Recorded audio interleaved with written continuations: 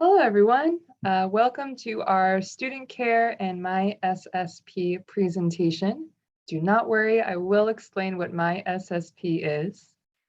Today's presentation is really designed to focus on what student care looks like for our Into Suffolk students, specifically what our students of concern reporting procedure steps include, who to contact, what is a student care issue, what is maybe not a student care issue, and of course, some university resources that all of our students are able to access. I'll also describe what MySSP is. Oh, look at that, it's already starting. And of course, we have time at the end for questions. If you have any questions at all, please ask them during the presentation. I do want to make sure that folks are able to leave this presentation confident in their ability to recognize a student care situation, know who to go to if such a situation arises, and also know how to use the MySSP app. So my first slide is my most complex one. So I will definitely spend a few minutes explaining what everything on this slide details. This is also a handy dandy handout. So I have copies printed in the center. I encourage you to put a handout of these steps in your office or have it available just in case you have a office hours where a student drops in that might meet one of these criteria. So the first part of this slide is, oh, dang, I don't know why it's going automatically, is what is an emergency case? So when I think of student care, I think of there is emergency level, so things that are so urgent that you need to get a hold of someone from the university or an emergency responder as soon as possible. Those cases would be an overnight in a hospital. So if a student were to email you or disclose, I'm in the hospital right now and I won't be able to go to class. And I know that's happened to a few of you. If a student is arrested by local law enforcement or even in their home country. If a student is missing. A missing student is, there's a pretty gray definition of what that could be, but normally it's if a student has not attended classes for multiple days in a row, they're not responding to outreach from the university or from you, and you are concerned about their well-being and safety. And I'll explain what happens when we have students who are missing. Other examples of emergency cases would be a student that's at imminent risk to themselves or others. So this could be a student that has suicidal ideations or has disclosed mental health concerns where you are worried about their well-being. And then another example is the worst one, which is a student death. If you are dealing with any of these types of emergency student cases, you must call SUPD, so Suffolk University Police Department, immediately, because there are certain steps that SUPD needs to then follow to make sure that the student is safe. The next thing you would do is contact the emergency phone, which I hold, so you'll be able to basically notify me. And what SUPD does is they work closely with our center, they work closely with myself and Kathy to make sure that we're kept in contact with what's happening with those student emergency cases. What normally would happen is, for example, if we had a missing student, SUPD would do a visit to the student's local address. They'd knock on the door and they'd see if they can actually physically be able to contact the student. They'll then update our office and then we'll provide folks here an update of, yep, student is safe, or we're not able to find them. And then we'll triage with the student's parents, family members, agent, just to make sure that they're okay. So it's a very collaborative process. But once again, for emergency student cases, the first step is to contact Suffolk University Police Department, then our office. Are there any questions about what is an emergency student case? Okay, love that confidence. So now we're going to move on to what is a care case. And this is when things, I would say there's really no set definition. A lot of it is intuition. So I know all of you have spent many years working with students, being in a classroom environment. And I also believe for care cases, a lot of it is relying on what feels right and what doesn't feel right in certain situations. So a care case is a little different than an emergency case. A care case involves a student who's experiencing social, emotional, or physical distress. They're normally not as severe as an emergency case, meaning that they can wait to the next business day to be resolved. That sense of urgency is not present. Care cases come in many different forms. It could be a student writes an essay for one of your classes and they write that they've been feeling really sad and lonely and they don't have any friends here in Boston and they're not happy. And you're really concerned that are they depressed? Are they feeling senses of isolation? That would be a care case. It's something that still is urgent, but not urgent enough that you have to call SUPD to get it solved. It's something that can wait to the next day. Other examples of care cases, I bet you all have many that you've experienced, but it could also be students that share that they have been missing a lot of meals and that's impacting their ability to stay focused in your class. And maybe you're concerned about health and diet and also maybe food insecurity as well. So care cases come in many different forms. My best advice is if you're ever unsure if you are working with a student in a care situation, always report it. I would rather a student is surrounded by our support when they may not need it than a student may miss the opportunity to get access to really important campus and off-campus resources. So whenever you're in doubt, just report it. And what does reporting look like? I have that in our document. So the next steps is if you are working in a potential student care situation, you would actually email me. So I have my contact listed on this sheet. And what I would need from you is the student's first and last name. I do recognize that many of our students have nicknames. So if you could provide me both their formal first name and their nickname, that would be helpful for me. Their Suffolk ID number, and then all incident details. Because you are going to be documenting information that will be going into a care case that lives within the university, my recommendation for what you write in the incident details would be information that could be read in a court of law. Because at the end of the day, we could always, as a school, be subpoenaed for student records. So when you write information about an incident, I recommend write it from a third-party perspective. Remove any sort of personal opinions that you might have about the situation. Once again, anything that if you had to read it in a courtroom, you would feel comfortable reading it in front of other people. So it could be as specific as on September 5th at 12:30 p.m., my student Dom came into my office hours to discuss his math assignment. While we were speaking, Dom disclosed that he had not eaten for the past 3 days. And we spoke about reasons why, and I'm worried that Dom shared that he doesn't have enough money to pay for his meals. That would be perfect. It doesn't have to be 15 paragraphs unless it needs to, but once again, detail specific student information, remove any sort of personal biases or like context that you might have, make sure the context is relevant. Once that information comes to me, what I will do, and I'll actually move to this section here of what the steps look like, is you've noticed you're concerned about a student. You've reported it to me, the Director of Student Experience. And what I do next is that I look to see if the student has any prior care reports that have been filed. And I look at their history. And I look to see, okay, I look at their grades in their classes. I look to see information in Navigate. So I try to get the full picture. What that means is there might be times that I email you back with some questions about anything else you might have noticed or how are they doing in your class specifically. I work very closely with Suffolk Student Affairs, and together we actually create a care plan for that student. And a care plan is defined as what are the next steps that we will take to make sure the student is getting the support that they need to be successful. Sometimes that could mean a student has to meet regularly with myself, and regularly could be every week to check in. It could also mean referring them to counseling, health, and wellness, where they could speak confidentially with a counselor.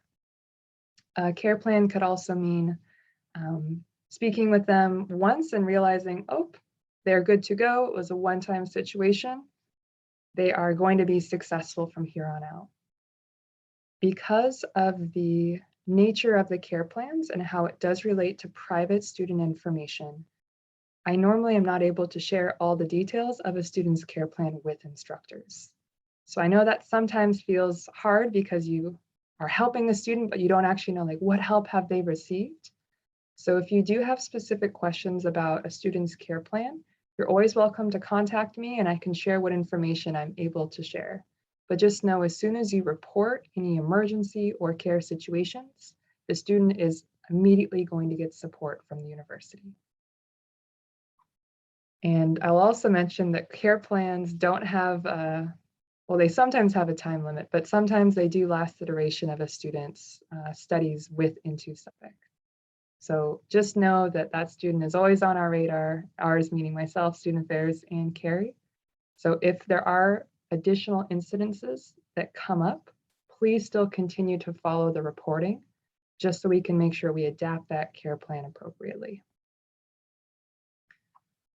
With students of concern, there are a lot of different people you can contact. As I mentioned earlier, if it is an emergency situation, Suffolk University Campus Police, or SUPD, is the first person that you need to contact, and their phone number is here. If it's a case where you've already alerted SUPD, you can then call the Suffolk emergency phone, which I manage, or you can also call me on my cell phone, whichever you prefer. An additional phone number I wanted to also include is the Dean on Call. If for some reason you're not able to get a hold of me or anyone at Suffolk, which I don't think will ever happen, but if there's ever a situation, the next person you would contact is the Suffolk Dean on Call, and they'll be able to help liaison with you to make sure the student's getting emergency and student care support. And a number that I would feel comfortable giving to students directly. So all these numbers, Dean on Call, my cell phone number, please don't give those to students, but do share the counseling, health, and wellness phone number. I would actually add this to your own cell phone, just because whenever there's an urgent issue, I personally am always trying to find something on Google and I can never find it right away. So I'd always recommend add these to your cell phone, or once again, put the flyer in your office where you hold office hours, so you're able to quickly refer that number to students. Please note that of all the phone numbers provided here, only counseling, health, and wellness is confidential. So this is important to be mindful of, because if a student comes to you with a Title IX concern, and Title IX relates to sexual assault or misconduct, you are not a confidential resource. So you are obligated to report any incidences of abuse or harm to others to folks higher up. That'd be folks like myself and Carrie. If a student is not comfortable with disclosing their experience with a non-confidential staff member, then they need to contact Counseling, Health, and Wellness. The other confidential resources on campus would be our Title IX office and our university chaplain. So just be mindful if a student sits down and they say, I need to tell you something really private.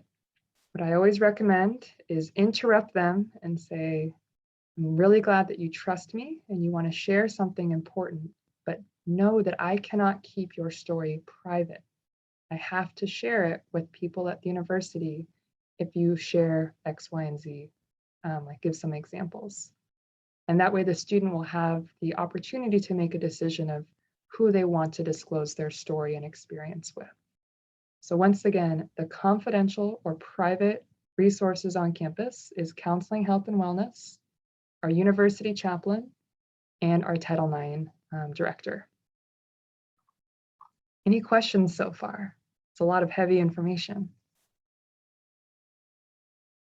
Okay, so just in summary, in our notes section here, emergency cases should go directly to our Suffolk University Police Department, and then please contact me immediately afterwards. We do have an emergency phone number that's staffed by myself and a few other folks, including our executive director if I'm not available. That number is available 24/7, holidays, breaks, all the time. don't hesitate to call, even if it's 3 a.m. and you get a really troubling email from a student. I'd rather know about it and prepare than wait a bit longer. And then last but not least, please make sure any notes you take on a case are written in a way that could be read in a court of law, and that you document anything that you think could be a care case. When in doubt, let us know. So that is all the information I have about students of concern, reporting processes, and contact information. Are there any questions about any of this information before I move on to care resources? Okay. So besides the reporting element of student care, there's also a lot of ways that students can receive care support directly from Suffolk University. So Student Affairs actually offers a few of these resources, and those include emergency housing. So if a student is not able to stay safely in their current accommodations, or they no longer have a place to live, our school does have emergency housing on campus. It is, once again, case by case. So if a student comes to you with those concerns, refer them to me, and then we'll be able to create a care plan that could include emergency housing. The school also offers food insecurity grants, which is when they're able to add $50 to a student's ID card or RAM card, where they could use that to eat meals on campus. And then my favorite is actually the Suffolk Cares Pantry, which is located on the 12th floor of 73 Tremont. The Cares Pantry has so many goodies for students. It has food, personal hygiene products, cleaning and household supplies, and school supplies. So if you're working with a student and you're concerned that they're not able to be in a place where they're financially secure and able to access these basic needs, please refer them to the Care Pantry, and then of course refer them to me. If you are looking for ways to donate this year, the Care Pantry is always looking for donations. They actually have an Amazon wish list and a Give Now page as well. And if you, like I was doing a huge cleaning house experience this past weekend, if you have any items you'd like to physically donate to the Care Pantry, I'll be able to help facilitate that donation. But they're always looking to keep their pantry stocked for our students. And I'm going to transition from student care to MySSP. Okay, so MySSP, I feel like I've teased out the acronym. It actually stands for My Student Support Program. It is a free app that you can download onto your cell phone. You can also access it through the web, and it provides wellness and 24/7 confidential support. MySSP is a perfect fit for any of your students that are studying remotely, meaning they are not residing in Massachusetts.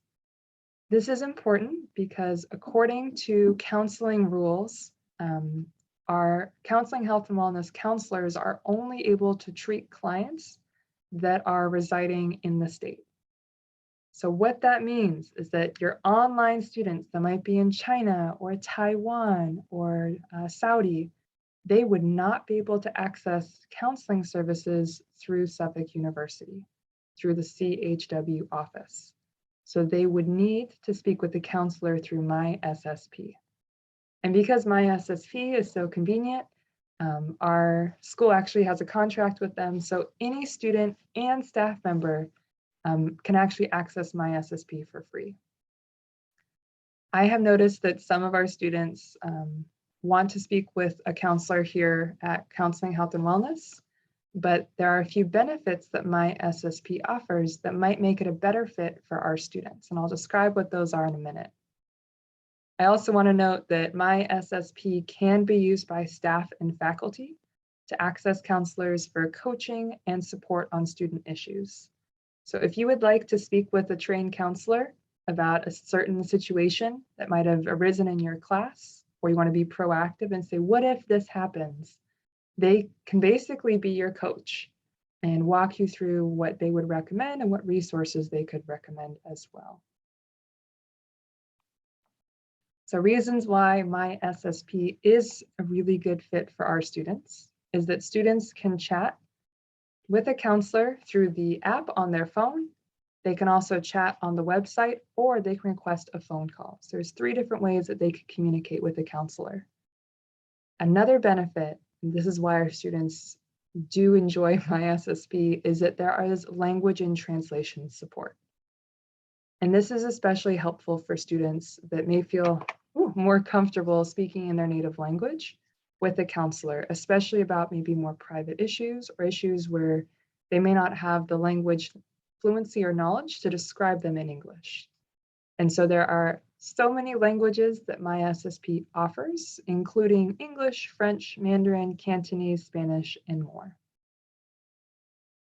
Also, to be mindful, MySSP is confidential, but within the limits of the law.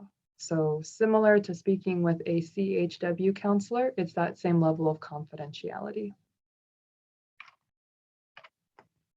If you or your students are interested in learning more about MySSP, there is a free webinar that the organization is actually hosting on October 22nd. The webinar is going to be 15 minutes of a presentation that answers the questions, what is MySSP and why would I use it? What resources are available through MySSP? And how do I access support through MySSP? So that's a 15-minute PowerPoint presentation followed by questions and answers. And of course, Into Suffolk will be promoting this webinar with our students in many different ways as we get into the month of October. So I've reached the end of my presentation. Are there any questions folks have? And Carrie, you could probably end the recording if you'd like.